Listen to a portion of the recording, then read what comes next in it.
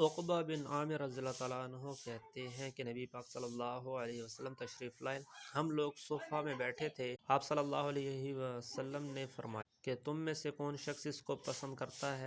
الصبح بازار بطحان میں عقیق میں جاوے اور 2 اونٹنیاں عمدہ سے عمدہ بلا کسی گناہ اور قطع رحمی کے پکڑ لائے۔ صحابہ نے عرض کیا کہ اس کو تو ہم میں سے ہر شخص پسند کرے گا۔ حضور صلی اللہ علیہ وسلم نے فرمایا کہ مسجد میں جا کر 2 آیتوں کا پڑھنا یا پڑھا دینا 2 اونٹنیوں سے اور 3 آیت کا 3 اونٹنیوں سے، اسی طرح 4 کا 4 سے افضل ہے اور ان کے برابر اونٹنیوں سے افضل ہے۔ یعنی کہ اگر کوئی انسان کسی کو 1 آیت پڑھاتا ہے تو اس کا ثواب اتنا ہے کہ جتنا 1 اونٹنی ہو، اور اس کو اللہ تعالیٰ کی راہ میں ذبح کر دے اس سے بھی زیادہ اس کو ثواب ملتا ہے۔ تو قرآن سیکھیں اور سکھائیں۔